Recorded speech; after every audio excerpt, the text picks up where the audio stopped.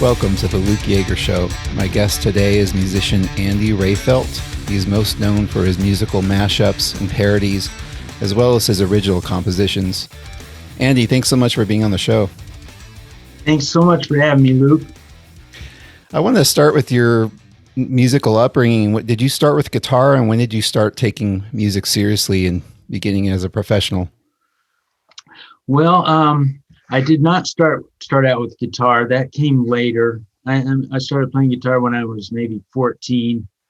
Learned Stairway to Heaven, all that crap. But both my parents are classical musicians. My mom's a church organist, a piano teacher, and my dad, they're both still alive. My dad is a retired woodwind professor. Mm-hmm.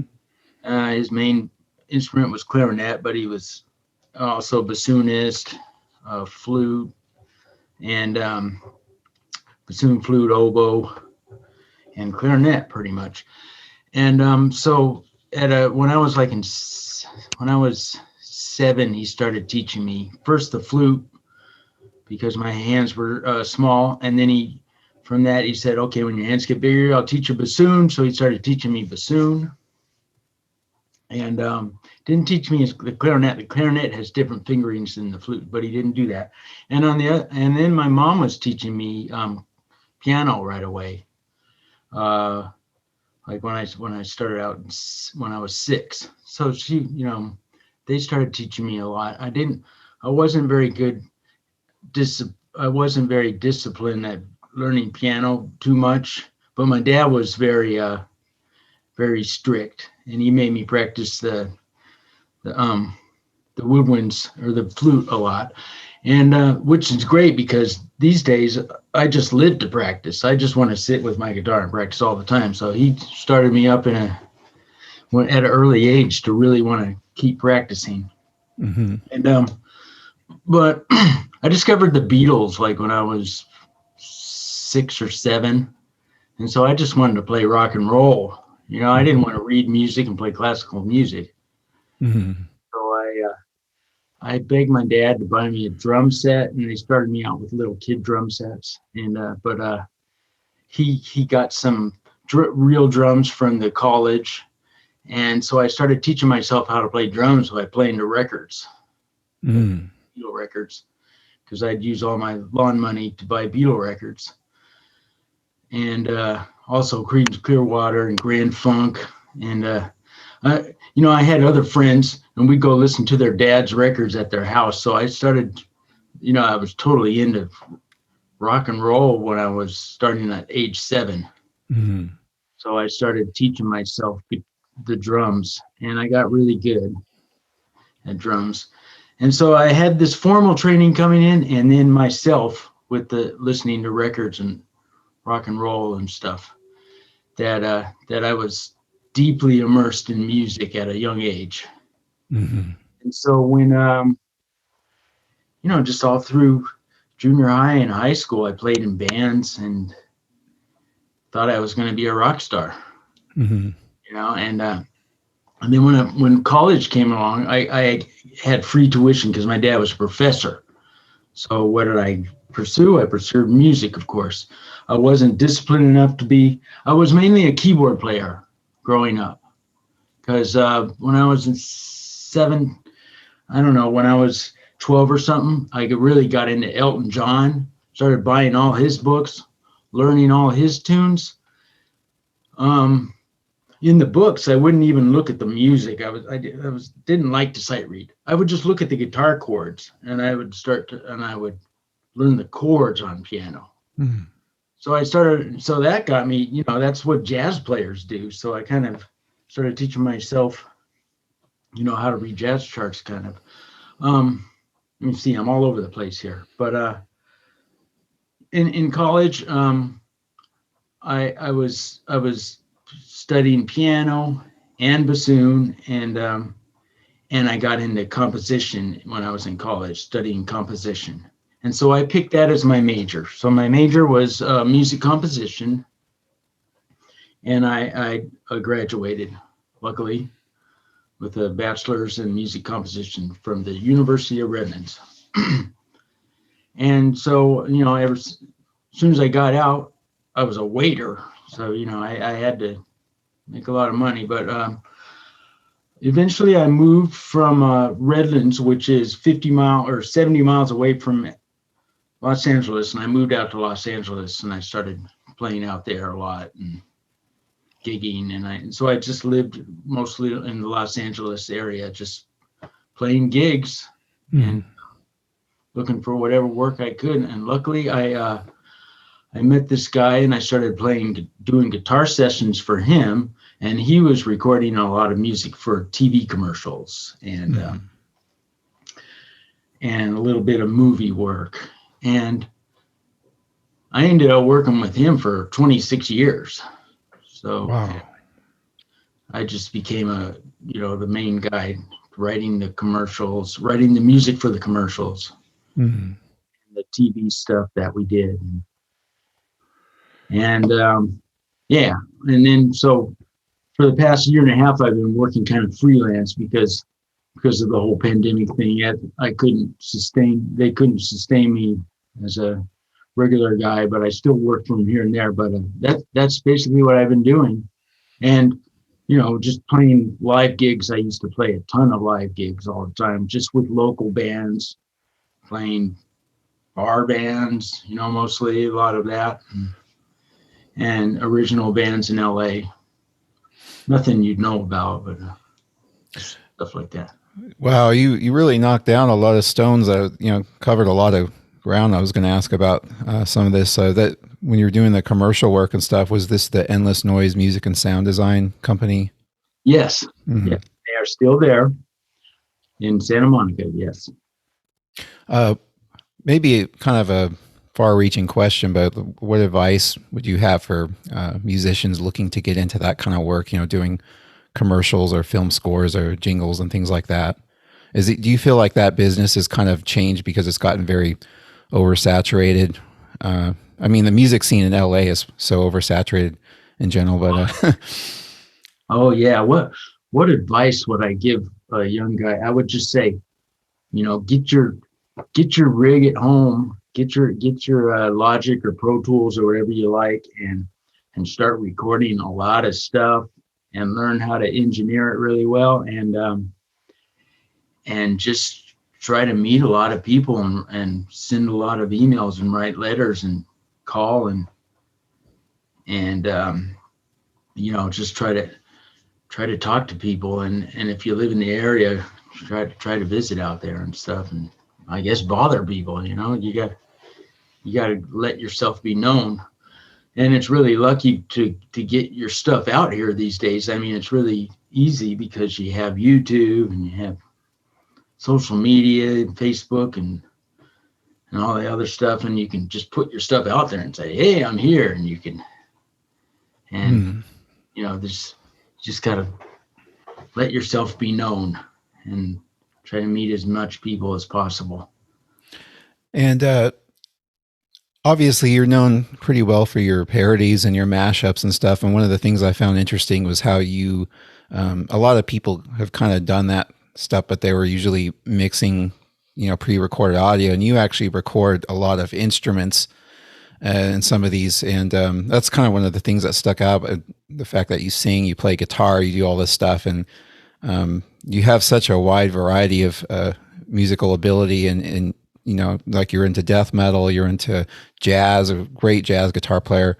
One of the first video I ever saw of you was the Cannibal Corpse thing. And I still am kind of in the dark as far as what the Radio Disney term really means. But anyway, can you explain when you do these things, how do you decide, like, okay, I'm going to do Symphony of Destruction and then I'm going to make it like a reggae thing, or, how do you mix take one genre and flip it with another?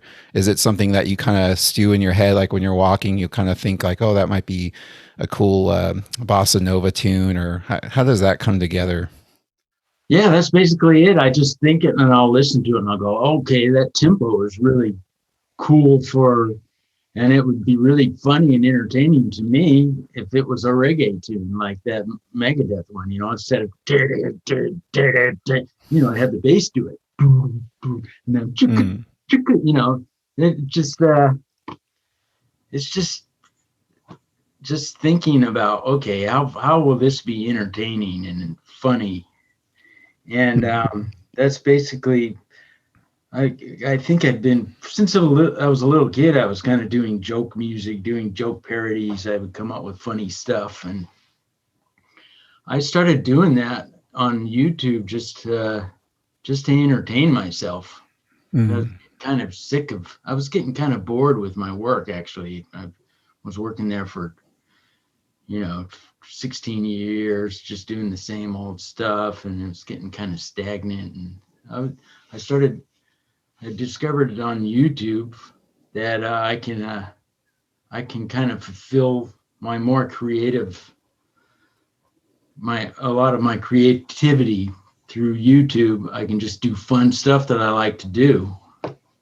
And so I started doing the parodies, and then I put original music on there too. But it's just that when I think about those doing those parodies, it's just first sometimes I have to find the vocals here, and I say, okay, I found the vocals for this. Now I got to go find the live video, because when I first started doing it, I found out really quickly that you can't use an original video. Like from MTV, because they'll just take it down right away. But I found out that if I use a live video, then I can get away with it and put it up on there. So so I'll find the live video and I'll find the vocal track, and I'll say okay, and I'll start flexing around on my guitar. And if it's like a pop tune, I come up with metal riffs that sound cool to it, maybe in the relative minor key if it's in a major, because I like to do that. I like to make a happy song sound depressing or mean or whatever, or evil, and vice versa. So that's another thing that I do a lot, is I'll do in the relative minor or the relative major. I'll put the song, because I found out that if you take those vocals, they're diatonically either major or minor, and so they can fit. Like Legos, they can fit together. You can make a minor sounding melody sound major if you're playing different chords in that, in the relative minor or major. I know that's hard for a lot of people to understand. No, I that's so cool, because I mean I'm a music theory nerd, and but I also have a that stuff just cracks me up, like the one you did with the death. I think it was uh That was a good one. it's funny too, because the way you sing, and just these really violent lyrics all sounding all happy and stuff, is just like sometimes it's so funny. I'll listen to it in the gym, just like but but yeah, the musical part of it, it's funny how you flip the major and minor keys like that. And yeah, it definitely works. I think a lot of people who would understand music theory understand, they know how you apply that, but that's kind of the magic behind it, I guess. Thanks. And when you were saying about you're saying that my Radio Disney term, you're kind of in the dark about that. I understand. I just came up with that name just as a joke, because Radio Disney is supposed to be this kid-friendly stuff. Oh yeah. So I do all these death metal, heavy, evil sounding bands, evil looking bands. I like to use the evil looking bands too, the visual effect of how they look. And I call them Radio Disney as a joke, because it seemed to work out pretty good. How do you obtain the vocals? The vocal tracks are pristine. How do you get those? Oh, you know what? They're mainly on YouTube, and I'm just getting MP3s. Oh yeah. I mean, you can look up anything. You could say, okay, David Bowie vocal tracks. Just put that in YouTube, and maybe his song Changes will come up, and Under Pressure and just the vocal track will just come up right there. There was a site that I was using that I don't use very much anymore, called YouTube's For You. If you Google that there's a site, and they have a lot of acapella tracks that I've used too. There's other sites too. You can find them. But mainly YouTube, I've just been able to go on there really quickly, get it, and then go to my YouTube download or whatever I can find, whatever I Google for a YouTube downloader, and just get the MP3 really quickly. What's your recording process lately? Are you more of a Logic guy, Cubase, direct in, mic'd? What's your general setup? It is Logic. When I first started, I had an old version and an old Mac. I had an old version of Pro Tools, and so I was using Pro Tools and an Alesis drum machine for like all those old ones, and then some other outboard gear, because you can only use outboard gear with Pro Tools. And then I through work, we started using Logic. Boy, that was a pain in the ass to learn. That was frustrating. I don't know what you use, but Logic was hard to learn after using Pro Tools. But now I love Logic because you have all these software instruments in there, organs, pianos, synthesizers, and drums. It's all within Logic, and so I'm really happy with Logic these days. Yeah, I use Logic as well. I was on Windows for so long, like Acid Pro and stuff, and I was just tired of all the crashing and problems and stuff like that. And once I switched to Mac, man, it's just been so much easier. And I started on, I think, recorded most of one of the Sleep Terror albums on the just on GarageBand, I think, and then I had it mastered stuff. But Logic has been pretty smooth, the last couple albums. And I don't know. I think I tried Cubase once, and a bunch of other stuff, and it just didn't. Like how you get on some things and they're more inviting than others. You just kind of navigate through them more feasibly, and I don't know. But yeah, I guess. But I don't know if Logic's so great for mastering. I haven't really had the greatest luck with that, but yeah, definitely recording. Yeah. Mm-hmm. Speaking of YouTube, how do you kind of deal with the whole thing where, I mean, you have some videos that have millions and millions of views. Are they compensating for that? And I know you've had a lot of problems, things getting taken down. I'm not sure, you mentioned some of it was the footage, but of course, I'm sure the songs are another thing, but how has that been? Like, how has the business of YouTube been treating you? Well, it's been frustrating, but I understand because I'm not doing all original content, because I'm taking other people's vocals and other people's owned live videos. Those are from video companies, and I'm putting them up. And so, just until maybe about a year ago or less than a year ago, I finally got my channel monetized with the help of a friend of mine. And he's acting as the manager of my channel right now, because he knows more about how to deal with YouTube and what you do. So he's helped me a lot. He's just another musician friend. Tony Colella I've kind of done some videos with him also on YouTube, and he's helped me. And so like I said, just recently I've monetized, and I'm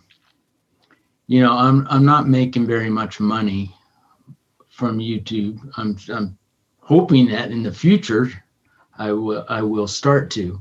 There was one video where I did like polka atonal version of this girl singing Star Spangled Banner, and it blew up. Like within that week, it got 100,000 views or 150,000 views.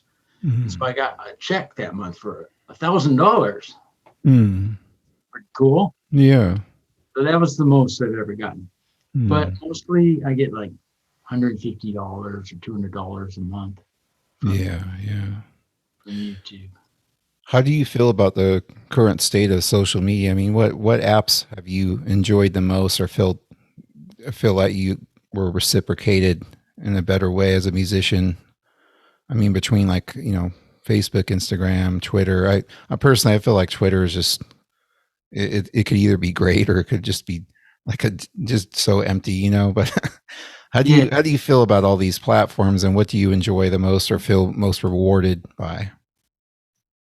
Well, Yeah, Twitter has been pretty empty, and I'm just starting to put stuff on Instagram, and then now there's TikTok. Hmm. So I'm putting stuff on TikTok, and I'm not getting very many views.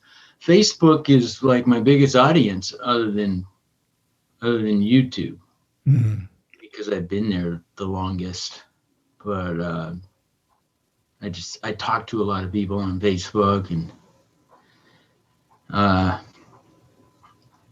that's probably the most rewarding as far as having an audience that's listening to me and talking to me is Facebook and YouTube, and the other ones I'm not so successful at yet. Hmm. Starting to get more into those. Do you enjoy composing and recording or playing live? One or the other more? Well, What do you enjoy the most? there's nothing like getting that rush of playing a great live gig, even if it's just playing in a bar here and there. I mean, I've always loved to perform. Um, just recently, I did like a solo guitar thing. That was really fun, and I love to perform. I always want to perform. Um, but sitting down in my studio and composing and coming up with my stuff is just as rewarding. They're both like equally rewarding to me. Mhm. How is life in LA right now? I mean, as a musician, and just as a person, I know some of your songs. I was, about traffic and just, so, things like that. And I'm assuming it's about LA, but uh, Turtlin and Traffic again, yes, yeah. very realistic song. So yeah, well, ever since the pandemic, I have not had to drive into LA every day like I used to. So for 26 years, I was a commuter until a year and a half ago, I wasn't. And I've been, so I've always lived on the outskirts of LA, not for a long, like back, back in the 90s. Yes, I did live right in LA, but, I met my wife and we lived like 50 miles south of LA for a while. Now I live 50 miles east of LA. And, so I don't commute anymore. I go in there every now and then to do some work, and it's just been totally different than how it used to be, as far as like this whole new situation here with the cornhole virus. Mm. But when that was my life for 26 years, is spending 2 hours in traffic in the morning and then an hour and a half on the way back to go 50 miles. And I'd just go there and I'd sit in the studio. I'm left-handed on guitar, so I put the Mm. guitar on my lap, sit in traffic, and do picking exercises while I'm playing, that's that's a good idea. and listen to a lot of music, and and so it's totally weird now, very weird. But I guess that's what I'm just working toward, is just finding more freelance work and working from my studio here and sending it out like I've been doing. Hmm. Um, I read some of your past credits. You do a movie score for the movie The Prisoner, or you co-wrote the score? Yes, that's a very unknown movie, but I did that Mm. a while. How was that experience? Any different than how you would normally compose your own stuff, or was it kind of a challenge watching? Did you have to watch the scenes of the movie um, totally muted and come up or something based on the mood of the scenes, or?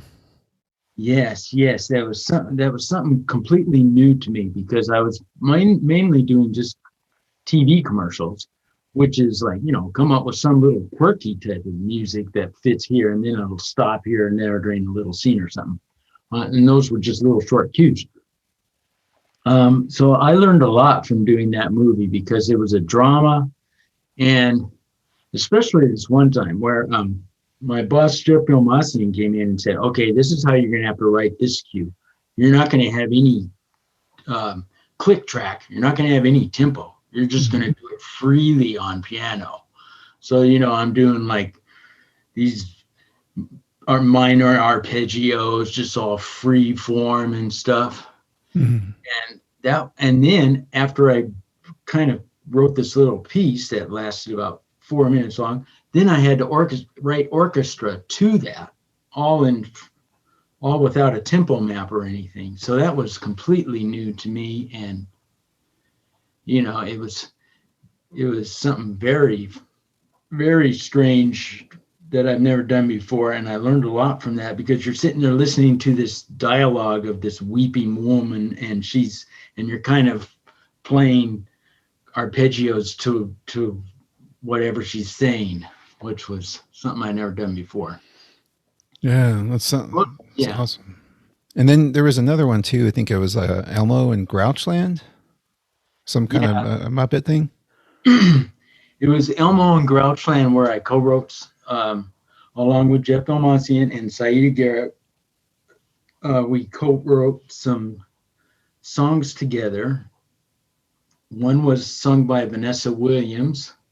The other one was by Tatiana Ali. She was well known back in the 90s also for a little bit.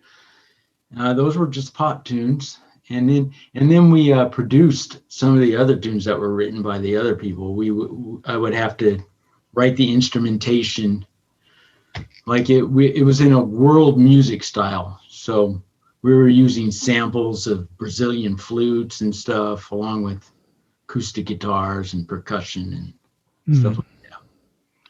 But did that also. How's your original stuff going? Did you recently release an album, or was it kind of a mix of some old songs and new songs, or was it all new material? Well, let me see. That was less than a year ago. It's on Spotify. I think I called it Brownie Points from Jesus on Spotify. And that's my only album on Spotify. I have a ton of original material, so I'm planning on the near future to release another album on Spotify. I'm going to do a compilation of all my death metal tunes and put that on Bandcamp.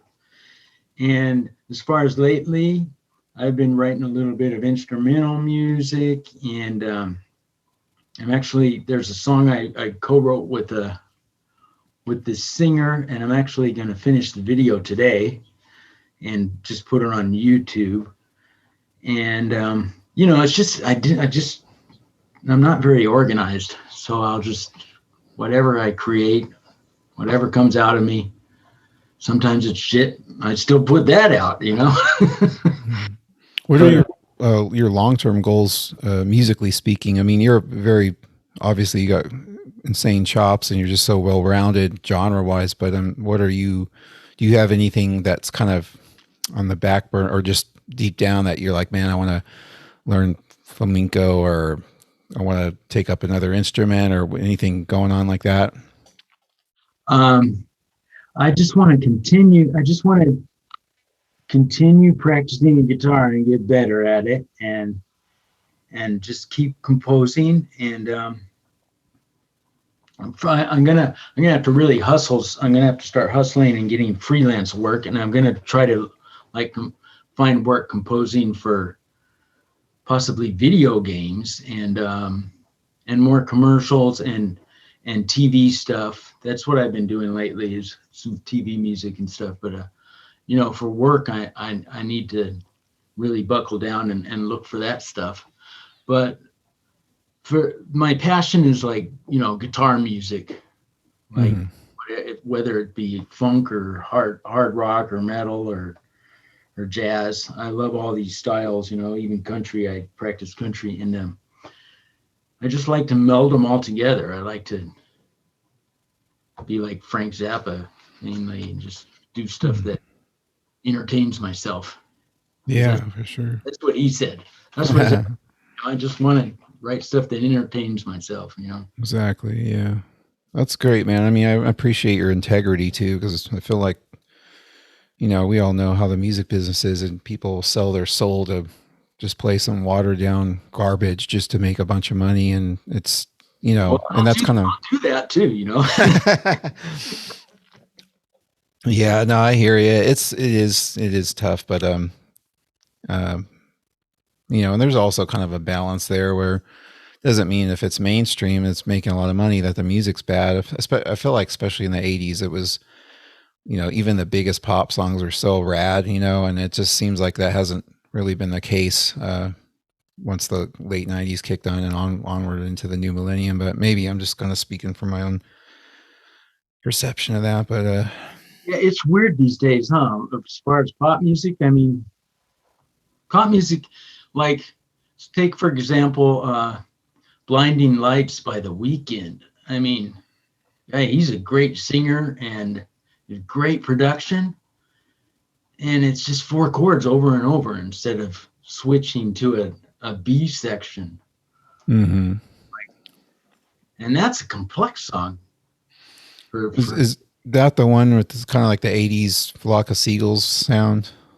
Yeah. I don't know. I'm not sure. I think I hear it all the time. I just think. Kind of like, it's kind of like Take On Me. Right. That's what I was going to say. Yeah. Flock of Seagulls. Yeah, by Aha. Yeah.